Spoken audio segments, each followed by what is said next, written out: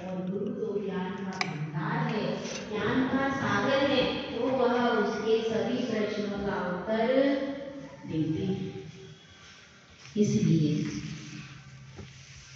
हम सबको भी विचार करना है कि जिस प्रकार से वह भव्य जीव एक दिन गुरु चरणों में चला गया, जिनके चरणों की पूजा देवों ने की, इसलिए उनका नाम क्या रखा गया? पूज्यपाद। उन आचार्य का मूल नाम था देवनंदी, जो कि दीक्षा के समय उनके गुरु महाराज ने रखा। लेकिन देवता उनकी तपस्या को देख करके देवताओं ने आकर के उनकी पूजा अर्चना की, इसलिए देवताओं के आने से नगरवासियों ने क्या नाम रख दिया? जिनके चरणों की पूजा की जाती है हमेशा। तो ऐसे महान आचार्य जिनका अपन यहाँ पर ग्रंथ पढ़ रहे हैं, जिन्होंने अध्यात्म ग्रंथों का पूरा सार इसमें भर करके हम सब शिष्यों पर उपकार किया है, क्योंकि श्रावक गण समय सार को नहीं पढ़ पाते, अध्यात्म ग्रंथों को नहीं पढ़ पाते, तो वे श्रावक क्या सोचते हैं कि हम अध्यात्म की कक्षा में कैसे प्रवेश लें, तो उसके लिए सुगम है और सरल है, सुहृदय है, क्या है? इष्टोपदेश। उन जीवों के लिए जो कि अभी नए नए हैं, उनके लिए अध्यात्म कक्षा में प्रवेश क्या?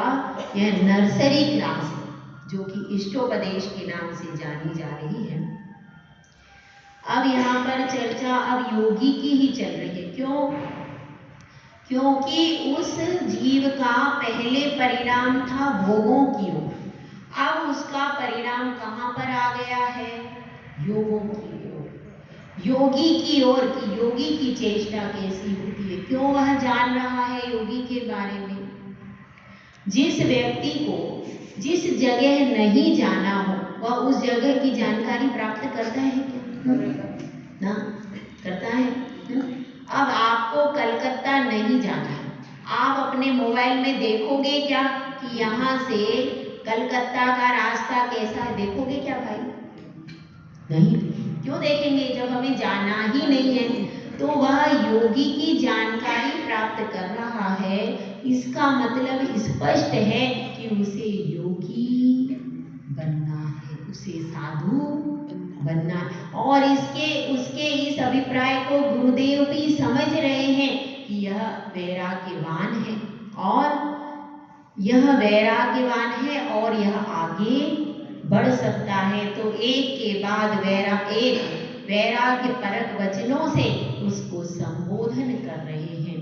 तो अब वह पुनः पूछ रहा है कि गुरुदेव, आपने आनंद रस का पान करने के लिए बताया था, और आपने यह भी कहा है कि तुम्हें परमात्मा बनना है तो पहले साधु बनना ही पड़ेगा। बिना साधु बने फिर परमात्मा कोई भी आज तक बना क्या भाई? बना क्या? कोई हो एक आधा? कोई बना क्या जब भाई? बिना साधु बने कोई डायरेक्ट कोई हो भाई? अब ये नए अपना ये नया वैज्ञानिक युग है, इसमें कोई मुनि बने बिना बन जाएगा? नहीं, कोई एंट्री नहीं। यहाँ तो चाहे पंचम काल हो, चाहे चतुर्थ काल हो, चाहे तीसरा काल हो, चाहे कोई भी काल हो, बिना निर्ग्रंथ मुद्रा धारण किए कोई भी परमात्मा नहीं सकता। जैन धर्म के जो सिद्धांत में अकाट्य सिद्धांत है, वो सिद्धांत किसी भी काल से बाधित, वास्तव में सिद्धांत वही होता है जो किसी भी काल में बाधित, निर्ग्रंथ दीक्षा से ही मोक्ष मिलता है। ये हमारा सिद्धांत है। सिद्धांत है कि नहीं? यह हमारा सिद्धांत है, और यह सिद्धांत किसी भी काल में बाधित नहीं होता है। और क्या सिद्धांत है? बहुत सारे सिद्धांत हैं, उनमें एक सिद्धांत हमारा क्या है? निर्ग्रंथ बनो पहले, उसके बाद आप साधना करो, उसके बाद मुक्ति मिलेगी। सबसे पहले क्या चाहिए मुक्ति के लिए? निर्ग्रंथ मुद्रा चाहिए। उसके बाद फिर काल की दुनिया भर की चीजें आती हैं, लेकिन निर्ग्रंथ मुद्रा यदि नहीं है और चतुर्थ काल है, अभी भी विदेह क्षेत्र है भाई, वहां पर काल तो अच्छा है कि नहीं? अच्छा काल है, चतुर्थ काल है, मोक्ष वहां से जा सकते हैं कि नहीं? जा सकते हैं कि नहीं? जा सकते हैं। लेकिन भाई वहां पर कोई निर्ग्रंथ मुद्रा धारण नहीं करे और वो कहे भैया काल का, मुख्य तो काल की बात है ना, सेनन की बात है। मेरा वर्ष वैष्णव नारायण सेनन है, उत्तम सेनन है, लेकिन निर्ग्रंथ मुद्रा में धारण नहीं करूं, तपस्या नहीं करूं, चला जाएगा वो? निर्ग्रंथ मुद्रा तो सबसे पहले है, यही वह मोक्ष मार्ग का मूल है जिसमें मोक्ष का फल लग सकता है। इसके अलावा और किसी भी भेष में मोक्ष का फल लगने वाला नहीं है। हमारे यहाँ तो वीतरागता की और निर्ग्रंथ अवस्था की ही पूजा अर्चना की जाती है। तो अब यहाँ पर बात चल रही है, वे कह रहे हैं गाथा नंबर अपनी अपन बहुत आसानी से अब पड़ाव तक धीरे धीरे पहुंच रहे हैं। देखो 48 नंबर पर पहुंच गए, 48 नंबर की गाथा श्लोक पढ़ रहे हैं अपन। देखो कोई भी लेकर के नहीं आते थे किताब पुस्तक, देखो जिनवाणी अंदर रहती है, अपन बाहर रहते हैं। अब इसमें मुख्य रूप से वह पूछ रहा है शिष्य कि ऐसा कैसे होता है। उपसर्ग भी आते हैं, परिचय भी आते हैं, और वे योगी ध्यान से चलायमान नहीं होते। ऐसा कैसे होता है? कौन सी ऐसी कला है कि वे योगी ध्यान से चलायमान नहीं होते? तो यहाँ पर बता रहे हैं उस कला के बारे में, जिस कला का अवलंबन लेकर वे हमारे महान योगी अपनी साधना में लगे रहते। 47वां सुबह हो गया है, सुबह भी प्रवचन मैंने दिया है, प्रवचन यहाँ दे करके फिर मैं वहाँ मैंने अपना एक भी रूटीन पिकअप नहीं किया, मैं पूरी सिंसियर।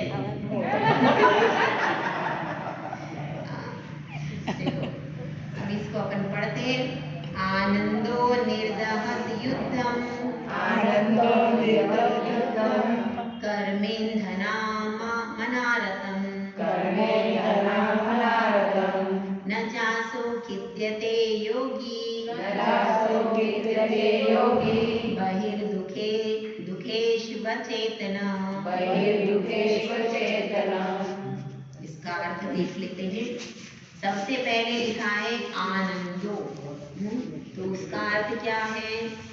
आत्म ध्यान का आनंद। उसको किसका आनंद आ रहा है? योगी को।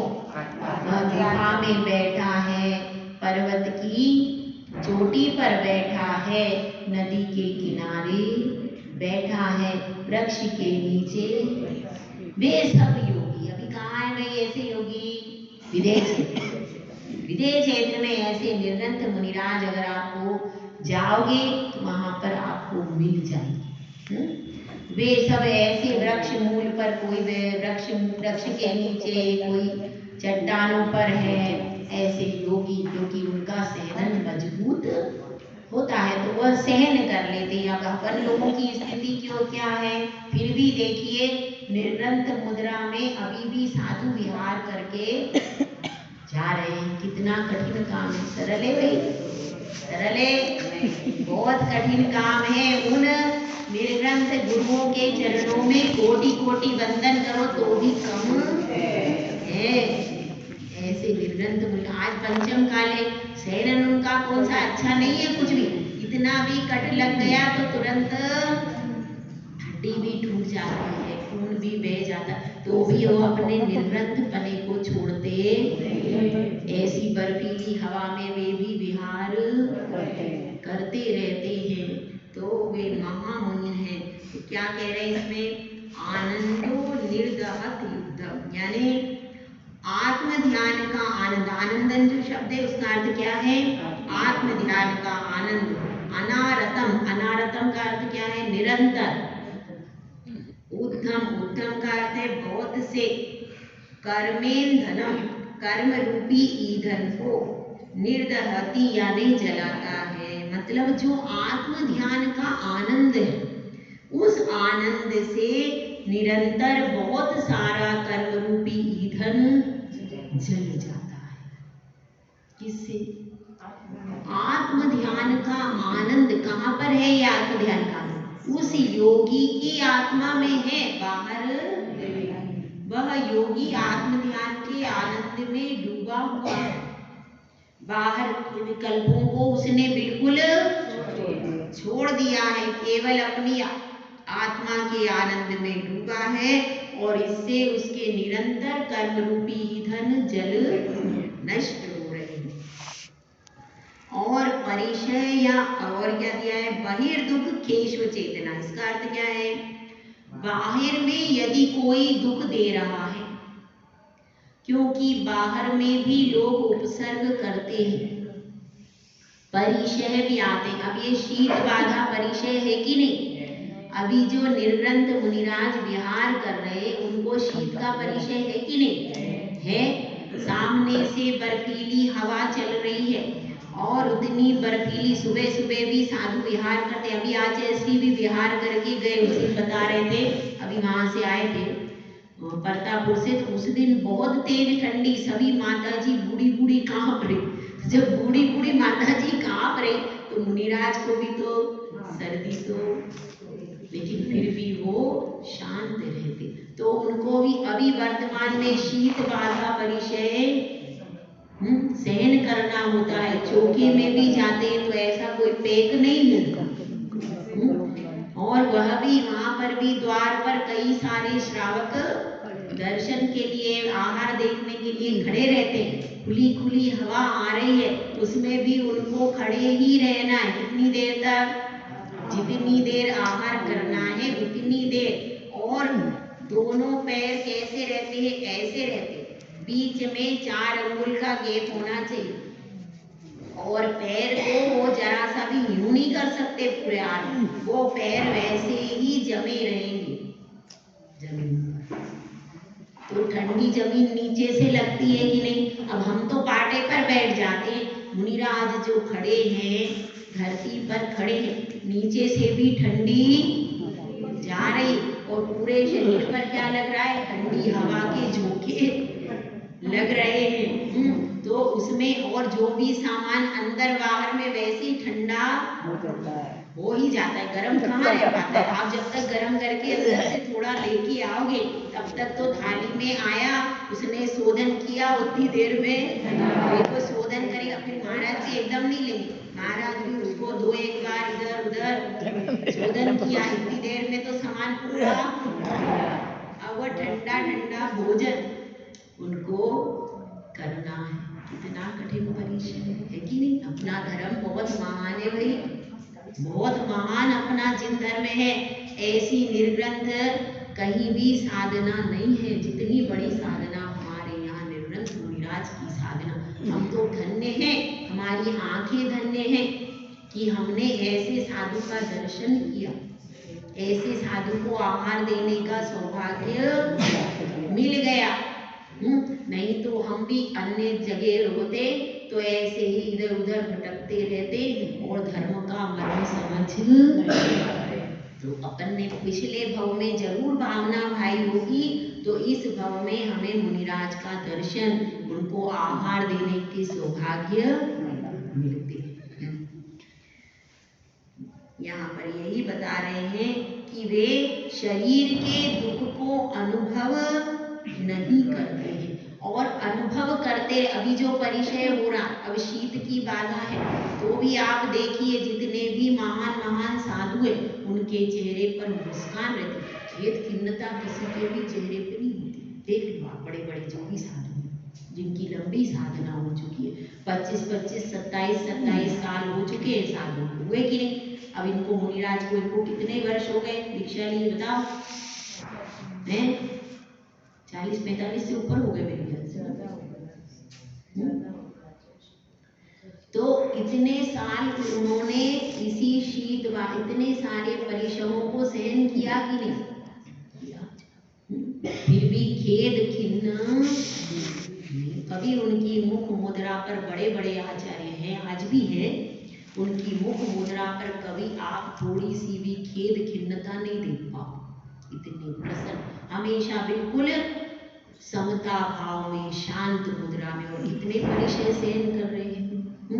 मच्छर भी काट लेते हैं, शरीर पर कोई आवरण नहीं है, गर्मी में सूरज की तेज धूप से शरीर पूरा जल जाता है, गर्मी में रोड तपता है, और सर्दी में हवा लगती है, कितने सारे परिचय वे सहन करते।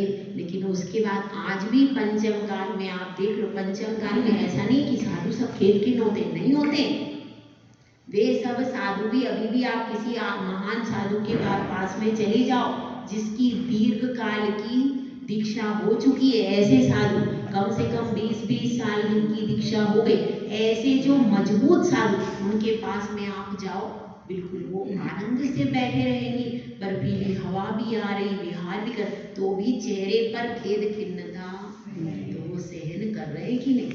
उनका शरीर आपका शरीर एक ही जैसा तो है, तो इसी तरह से वे भी घर से निकले, कोई राजा महाराजा के क्षत्रिय पुत्र तो नहीं है, लेकिन फिर भी वो सहन करते हैं, तो सहन करते हैं और खेद खिन्न कभी क्यों नहीं होते?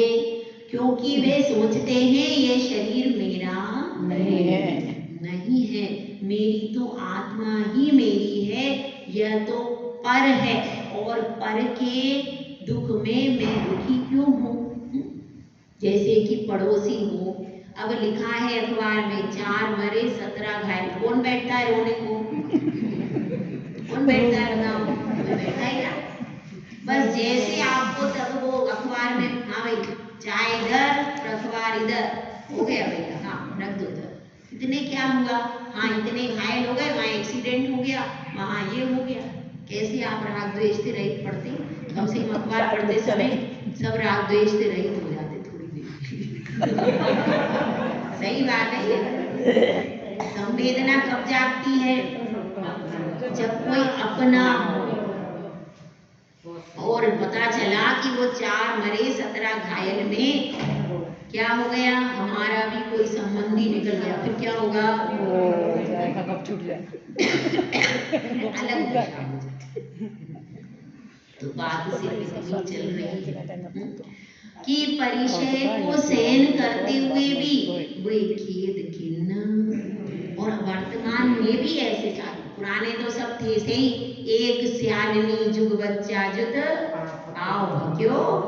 वो तो सब अपन ने देखा ही है, उसमें कोई नवीन बात है ही नहीं।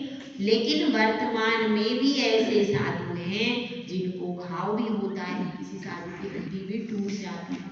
अभी एक महाराज जी थे, उनकी हड्डी टूट गई थी, सुबीर सागर महाराज जी, अभी और आगे हैं, तो उनकी भी हड्डी टूट गई, तो फिर वो सहारे से थोड़ा सा करके ऐसे आहार करते, कितने दिनों तक चलाए। किसी के पैर में कुछ हो जाता है, होता है, कोई गिर भी जाते हैं साधु। अब सन्मति सागर महाराज जी गिर गए थे, तो उनका पैर ऐसे घुमा के रखते, चलते समय पैर थोड़ा मुड़ गया था तो सीधा नहीं चलता था, तो ऐसे घुमा के पाँव रखते, ऐसी ऐसी परिचय हो जाती। तो उस समय पर हाथ था तो आहार लेते थे तो हाथ ऐसा रहता था, पूरा अंजुली बन नहीं पाती थी, तो ऐसी ऐसी परिचय। क्षमा सागर महाराज जी अगर किसी ने दर्शन किए हो तो किए किसी ने? वहाँ 1997 में उसमें भोपाल में चतुर्मास हुआ था, उनके हाथों की चमड़ी उखड़ जाती थी, चमड़ी उखड़ जाती थी, तो उसकी ऐसी कुछ कटोरी टाइप बनाते थे और उसको रख करके फिर उसमें वो जल ले पाते थे। बहुत अच्छे साधु थे, जी, बहुत अच्छी साधना थी क्षमा सागर महाराज जी की, समाधि हो गई। तो इतने अच्छे, इतना उनका यदि प्रवचन सुन लो पूरी पब्लिक टप टप टप टप कर, इतने बहुत मार्मिक बोलते थे, बहुत मार्मिक शब्द उनके, बहुत अच्छे प्रवचन करते थे, कविताएं बहुत अच्छी लिखते थे।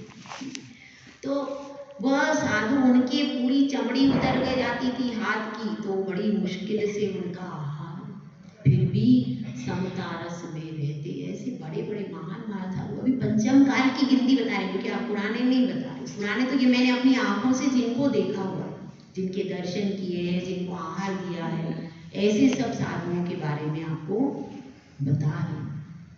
किसी साधु को कोई रोग हो जाता है, कोई परेशानी हो जाती है, अब कैंसर भी कई सारे साधुओं को हो जाता है। हमारे संघ में भी 2 मुनिराज को, एक शतार सागर महाराज जी थे, उनको कैंसर हो गया, एक सुदक्ष सागर महाराज जी, उनको कैंसर हो गया। तो कैंसर के होने पर भी उन्होंने कह दिया मैं कोई दवा नहीं करूँगा। आयुर्वेदिक थोड़ा बहुत ऊपर से उपचार किया, बहरहाल उन्होंने कोई भी दवा नहीं ली और ऐसे ही शांत भाव से समाधि की। तो ऐसे साधु आज भी हैं। तो हम ये सोचें कि कम से कम हम अपनी श्रद्धा को तो बना करके रखें। अगर हम कुछ नहीं कर सकते तो उन साधुओं के प्रति कभी अपन देख लेते हैं, कदाचित वो कभी किसी कारण से उनको कोई ऐसी परेशानी आ गई और वो थोड़ा बहुत चर्या में शिथिल हो गए, तो फिर अपने को उनकी निंदा नहीं करनी चाहिए, क्योंकि जैसे ही वो स्वस्थ हो जाएंगे पुनः वो अपनी चर्या में सावधान होकर, वो तो अपने सब कर्मों का क्षय कर लेंगे, और अपन क्या करेंगे, अपना कुछ ठिकाना नहीं है। तो यहाँ पर यही बात चल रही है कि वो बाहर का दुख है, शरीर का दुख है कि नहीं है, सब दुख, लेकिन उस दुख में भी वे अपनी चेतना को भूलते। जितने भी संप्रदाय हैं, जितने भी लोग हैं, वे बाहर के दुख से दुखी रहते हैं, क्योंकि चेतना को जानते ही नहीं है। यह जिन शासन है जहाँ पर चेतना का गुणगान किया जाता है। तो हम सब भी यही प्रयास करें कि जिस प्रकार से ये साधु निरंतर कर्मों को जला रहे, और पूज्यपाद स्वामी ने यहाँ पर यही कहा है कि वह योगी तो कहाँ पर है, अपनी आत्मा में ही है। बाहर का सारा विकल्प उसने छोड़ दिया। आंख उठा करके देख भी, कहाँ सियालिनी खा रही, कहाँ पांडवों ने देखिए कितने उपसर्ग उन्होंने, कौरवों ने, किसने उनके गले में लोहे के आभूषण पहना दिए, तो फिर भी वो अपनी चलायमान नहीं हुए, और उन्हीं जलते हुए आभूषणों से पूरा शरीर जल गया, और 3 तो उसमें सीधे मोक्ष चले गए। कौन कौन? युधिष्ठिर, भीम और अर्जुन। उसी जलते हुए आभूषणों में उन्होंने अपनी आत्मा को ऊपर कर लिया, शरीर से बिल्कुल विस्मृत हो। इसीलिए कहा अगर आप आत्मा के आनंद रस में सराबोर रहोगे तो क्या होगा, तो कर्म अपने आप, जैसे हम अपने घर में दरवाजा बंद करके बैठे हैं, बाहर बहुत सारे चोर लुटेरे खड़े, कितनी देर खड़े रहेंगे, कुछ समय के बाद वे अपने आप भैया रास्ता। इसी तरह से वे भी, आप अपने आनंद रस में मगन हो तो वो भी देखते भैया इसको कोई मतलब, तो सारे कर्म चुपचाप चले जाते हैं। तो हम सबको भी उन दुष्ट कर्मों की निर्जरा करनी है कि नहीं? उन दुष्ट कर्मों की निर्जरा हम सबको भी इसी तरह एक दिन निर्ग्रंथ योगी बन करके करनी है, और अपनी आत्मा को कर्मों से मुक्त करना है। तो वह भव्य जीव यही सोच रहा है कि मैं भी कब योगी बन जाऊं। वो दिन कब आए जब मैं हाथ में पिच्छी कमंडल, और आगे क्या है भजन? वो घड़ी कब आएगी, वो घड़ी कब आएगी, हाँ, हाथ में पिच्छी कमंडल, आगे कब आएगी वो घड़ी बता दो। हाथ में पीछी कमंडल वह घड़ी कब आएगी। संत साधु बन के विचरो वह घड़ी कब आएगी। हाथ में पीछी कमंडल वह घड़ी कब आएगी। हर दिन भावना भानी चाहिए कि भगवान वह घड़ी कब आएगी जिस दिन मैं संत साधु बन करके विचरण करूंगा। जय बुढ़ा जय सुंदर सागर महाराज की जय।